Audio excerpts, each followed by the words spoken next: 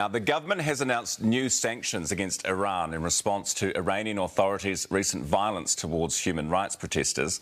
The protest was sparked by the death of a 22-year-old young woman who has now become, famous around the world for all the wrong reasons. She was killed in the custody of Iran's morality police. The new sanctions largely focus on travel bans on members of the Iranian security forces. Iranian woman in New Zealand founder Mahsa Amini is with us this morning to discuss our government's response. Good morning. Good morning. Nice to have you back on the program. Thank you so much. So what is your response to this? I mean, it is largely travel bans against a couple of dozen Iranian security officials. Is that going to make much of a difference, do you think? So I'm sorry to say that it's been very disappointing to see this announcement, and I've been using this word disappointing several times in the last few months in regard to the actions taken or not taken by our government. Because as you said, it's only focused on travel ban, and just after 3 months of waiting for the government that has already been far behind its partners and allies.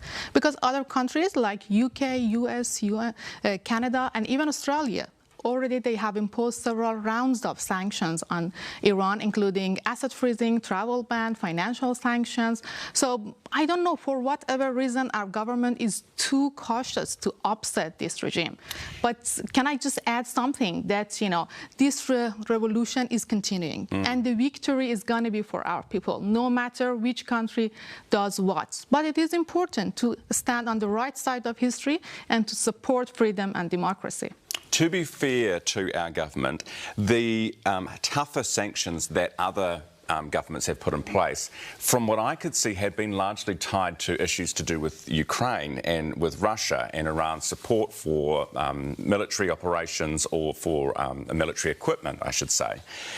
Is that what's going on here, do you think? Not necessarily, because other governments have already also imposed sanctions in regards to humanitarian human rights violation. Just a few days ago, we saw that the UK, the Canada, the Australia, they imposed this sanction, and also sanctions in relation to the supplying of the drones to Russia. So it's not only that things, but the problem is that travel ban, this measure is not comprehensive or inclusive, because it doesn't include any other forms of sanction, and travel ban allowed on very high-rank officials is not going to work. They are not going to travel to New Zealand. Yeah, how many high-ranking Iranian officials who might have been behind some of the bloodshed during the protest do you think were planning a summer trip to New Zealand? So that's not going to happen. As you said, what's happening is that the regime is carrying out its plot and its illegal activities through middle-rank officials, and also through families and those affiliated with those high-rank officials. So if we want it to be working, to be meaningful, it needs to be inclusive of those people as well. Right. And also it should come with asset freezing and some forms of financial sanction. Because then you hit them where it hurts. Okay, so that's interesting. How do we find out who those middle-ranking people are so that we know to go after them? I think information about these people are already there, because New Zealand is a member of 5 ICE states. They'll know and they have all the security information that they have needed. Even 1 month ago, when the Prime Minister promised us to announce some sanctions, more than a month ago, and she was also mentioning, the sanctions about Russia, that it would be a possibility to have similar sanctions. And they have already been in touch with the Minister for Foreign Affairs and with the members of Parliament, and we have telling them whatever information you need, we are happy to provide. But you already have all the information. They're just not doing much about it, in your view. Okay, so what about the situation on the ground in Iran right now? How are you have family members there, right? I think you spoke to us last time about a sister. Yeah. How is she? Yeah, all of them, my family, all of them are back in Iran. They have been good, thank God. Good. But what's happening is that, as you may know, already a young guy, 23-year-old, was executed. So it was the first execution from among these protesters. And now 18 other people are at risk. 12 of them have already received their death penalties, and 6 of them are on trial. So who are these people? Just ordinary people seeking a better life. Doctors, athletes, artists. And what has happened is that the regime officials have been celebrating this execution, seeing it as a sign of power and a regime firm response to what they call rioters, with charges like muharaba, that means waging war against God.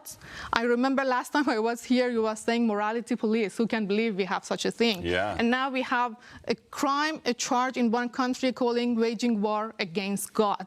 But what it means is waging war against a state. But even it was not, again, according to their own barbaric law, it wasn't even muharaba, because this person didn't kill anyone. He was just blocking the streets, and he wounded one of these people's security forces, but he got execution charge.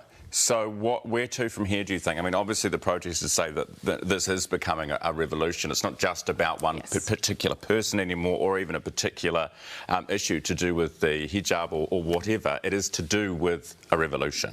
They're not going to stop until... No, and it's going to happen very soon. So if we were not 100% sure the last time you saw me here or a month ago, but now I think everyone is 100% sure that this revolution is going to, downfall this regime.